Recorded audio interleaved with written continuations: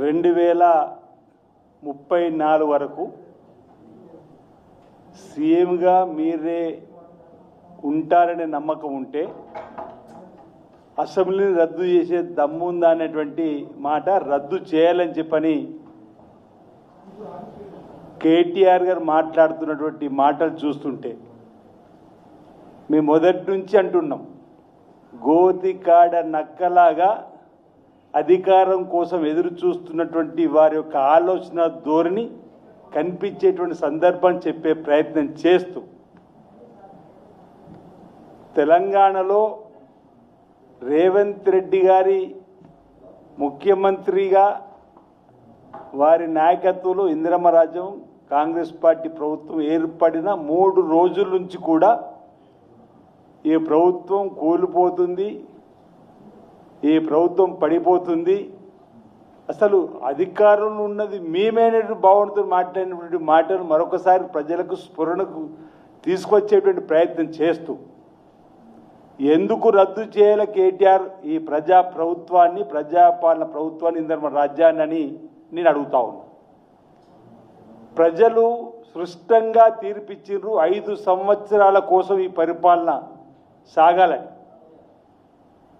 ఆనాటి మీ దుర్మార్గమైనటువంటి పరిపాలన పైన, మీ అవినీతి అక్రమాల పాలన పైన, ఆనాటి గడిల పాలన పైన ప్రజల పక్షాన కాంగ్రెస్ పార్టీ ద్వారా పోరాటం చేసి మా నాయకులందరినీ, మా సీనియర్ నాయకులందరినీ, మా కార్యకర్తలందరినీ ఆల్ ఇండియా కాంగ్రెస్ కమిటీ ఇచ్చినటువంటి పిలుపులతో పాటు ఈ రాష్ట్రంలో ఉన్నటువంటి మీ పరిపాలనకు వ్యతిరేకంగా ప్రజల పక్షాన పోరాటం చేస్తే ప్రజలు మెచ్చి ఇచ్చిన ప్రభుత్వం, ఆ ప్రభుత్వంలో ముఖ్యమంత్రిగా రేవంత్ రెడ్డి గారు పదవి బాధ్యతలు స్వీకరిస్తూ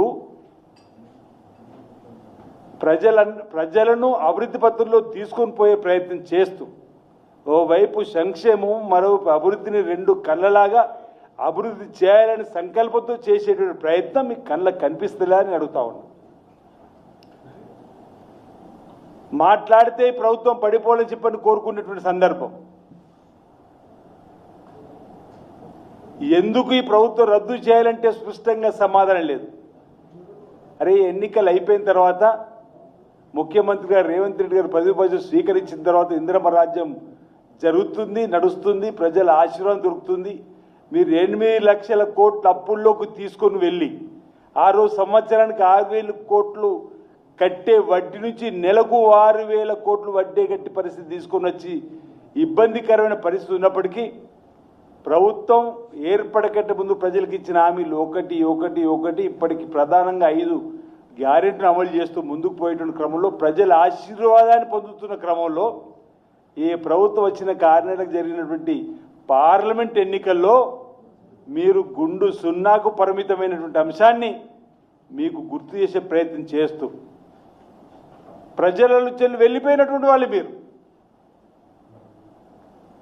ఆ తర్వాత జరిగినటువంటి కంటోన్మెంట్ ఉప ఎన్నికల్లో మీరు 3rd ప్లేస్, ఆ తర్వాత జరిగినటువంటి జూబ్లీహిల్స్ ఎన్నికల్లో మీరు 24,000 పైచీలకు ఓట్లతో ఓడిపోయారు. జబ్బలు తెలుసుకున్నారు జూబ్లీహిల్స్. ఇక మాయా మంత్రం, మాయల మరాఠీ మాట చెప్పి అయిపోయింది, ఇప్పుడు వచ్చేసి ఈ ఉప ఎన్నికతోటే ఈ ప్రభుత్వం పడిపోయింది, ప్రభుత్వం లేదనేటువంటి భావనతో విర్రవీగ విధంగా మాట్లాడినటువంటి వాక్యాలకు ప్రజలు ఇచ్చిన సమాధానం 24,000 పైచీల కోట్లతో మిమ్మల్ని ఓటమి, జూబ్లీహిల్స్లో కాంగ్రెస్ పార్టీకి ఆశీర్వాదం.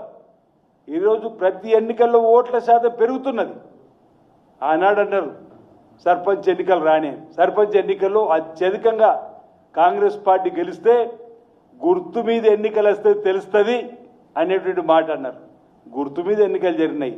85 నుంచి 90% చేతి గుర్తు పైన మున్సిపల్లో గెలిస్తే ఈ ప్రజల ఆశీర్వాదం కాంగ్రెస్ పార్టీ ప్రభుత్వంపై ఉన్నట్టు అది కూడా కనీసం ఇంగిత జ్ఞానం లేకుండా మాట్లాడేటువంటి మాటలు ఈరోజు ఎందుకు ఈ శాసనసభను 5 సంవత్సరాల మ్యాండేట్కు ఇచ్చినటువంటి దాన్ని రద్దు చేయాలో చెప్పేటువంటి ప్రయత్నం చేయాలి తప్ప ఈ విధంగా మీరు ఏ విధంగా ప్రజలకు సంబంధించిన అంశాలు ముందుకు తీసుకొని వెళ్ళాలి అనేటువంటి ఆలోచన చేయాలి తప్ప ఈ విధంగా పంక్తు రాజకీయాలు మాయ మాటలు, తప్పు మాటలు, అబద్ధపు ప్రచారాలు, ప్రతినిత్యం ప్రజలు డైవర్షన్ చేసేటువంటి పాలిటిక్స్ ద్వారా ఈరోజు వెలుగులో ఉండాలని చూసేటువంటి కార్యక్రమం తప్ప ఏ ఒక్క కార్యక్రమం ప్రజలకు ఉపయోగపడేటువంటి చేస్తే మీరు మద్దతు ఇచ్చిర్రా? కనీసం మీరు మంచి చేయకుండా సరిలేదు. ఏ విధంగా చెడు అలవాట్లను చెప్పేటువంటి కార్యక్రమం భవిష్యత్తులో జడ్పీటీసీ ఎంపీటీసీ ఎన్నికలు వస్తే ఏం జరుగుతుందో చూడాలి. అప్పుడన్నా మీకు మార్పు కల్పిస్తారా? ప్రజలు మిమ్మల్ని పక్కన పెట్టిన తర్వాత మీ పార్టీని మూసుకుంటారని మీరు ఆలోచించుకోవాల్సిన అవసరం ఉంది. ఈరోజు ఊకదంపుడు ఉపన్యాసాలు,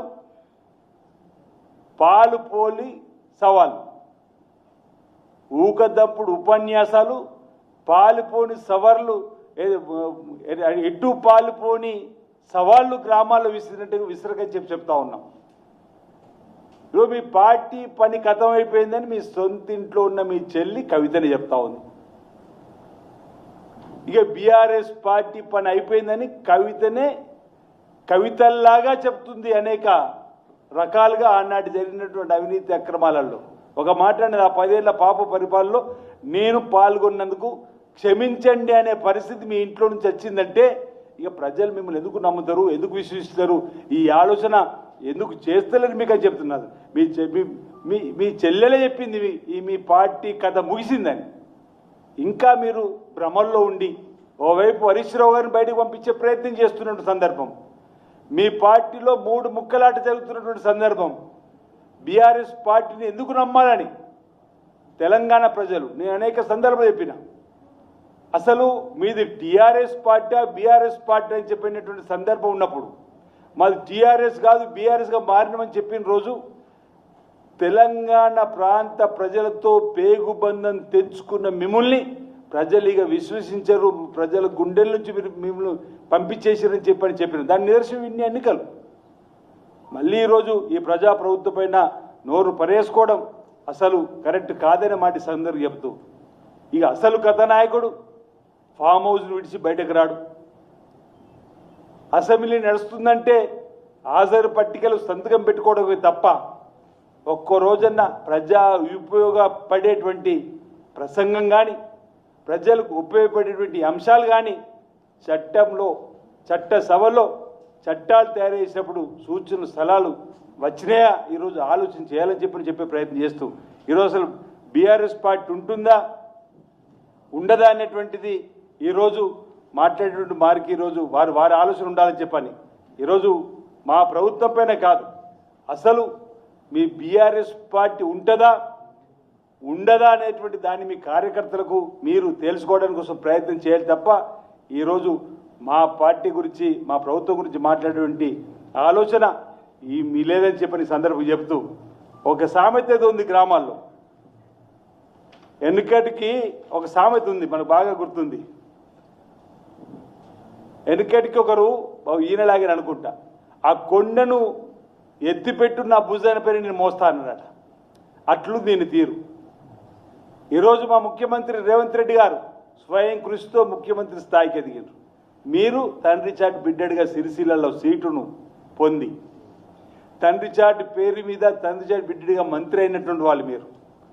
ఈరోజు తండ్రి చాటుగా రేపు ఇంకేదో కావాలని కోరుకునేటువంటి ఆలోచన మీద. కానీ రేవంత్ రెడ్డి గారు ముఖ్యమంత్రిగా ప్రజల నుంచి వచ్చిన వారు, జడ్పీటీసీగా, ఎమ్మెల్సీగా, ఎంపీగా, ఈరోజు వారు చేసినటువంటి ప్రజా పోరాటాలు ప్రజలు గుర్తించి ప్రజలు మెచ్చించినటువంటిది.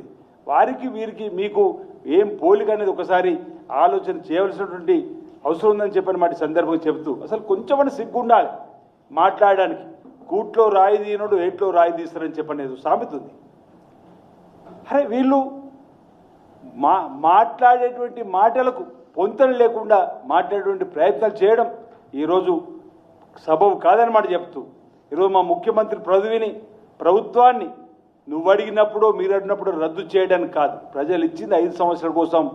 5 సంవత్సరాల పరిపాలన పూర్తి చేసుకునే క్రమంలో ప్రజల విశ్వాసాన్ని పొంది మళ్ళీ ముఖ్యమంత్రి అయితే చెప్పినాడు గంటాబద్ధంగా నిన్ను మనసుతోటి వారు 2034 వరకు ముఖ్యమంత్రి ఉంటా అంటాడు. ఎందుకు మీకు నొప్పి కలుగుతుందో మాకు అర్థం కావడం లేదు. తెలంగాణ సమాజంలో ఉన్నటువంటి సంస్కృతిని కూడా ప్రతి 10 సంవత్సరాలకు ఒక ముఖ్యమంత్రిగా పరిపాలన చేసే అవకాశం ప్రజలు ఇచ్చారని చెప్పినప్పుడు మీకు అవకాశం వచ్చింది కూడా చెప్పే ప్రయత్నం చేసిండు.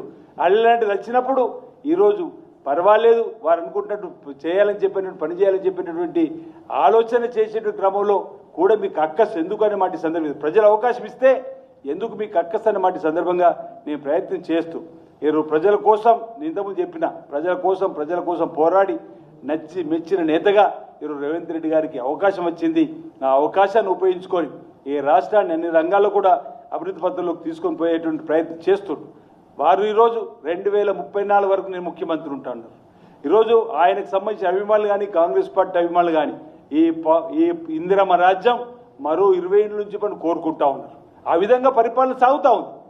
రేవంత్ రెడ్డి గారు ముఖ్యమంత్రిగా వారి నాయకత్వంలో జరుగుతున్నటువంటి అభివృద్ధికి సంబంధించినటువంటి కార్యక్రమాలు బ్రహ్మాండంగా సాగుతున్న సందర్భంలో ఈరోజు అసెంబ్లీని రద్దు చేసి ముందుకు రమ్మనుకో ఎందుకు అసెంబ్లీ రద్దు చేయాలంటున్నా 5 సంవత్సరాల కోసం ప్రజల ఆశీర్వాదం మాకు ఇచ్చిన తర్వాత ఈరోజు ఆ కోణంలో నిజంగా నీకు ఎన్నికలే కావాలనుకుంటే మీ బీఆర్ఎస్ నుంచి ఎమ్మెల్యే రాజీనామా చేసి ఎన్నికలు సగం మంది గెలిస్తే ఉంటున్న మరో 10 మంది రాజీనామా ఇస్తే 5 కూడా మీ దగ్గర.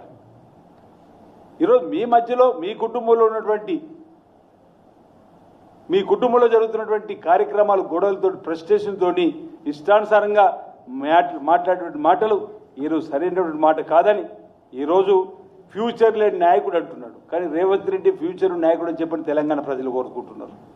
ఈరోజు ఫ్యూచర్ లేని నాయకుడు కాదు, ఫ్యూచర్ ఉన్నటువంటి నాయకుడు రేవంత్ రెడ్డి గారు అని చెప్పిన మాట. అన్ని రంగాలు పట్టణాలు, నగరాలు, మహానగరాలు, గ్రామాల్లో ఉన్నటువంటి అన్ని వర్గాల ప్రజలకు సంబంధించి అన్ని ప్రాంతాలకు సంబంధించినటువంటి ఒక విజన్ ఈరోజు తీసుకొని వచ్చి ముందుకు తీసుకుపోయేటువంటి ప్రయత్నం చేస్తుంటే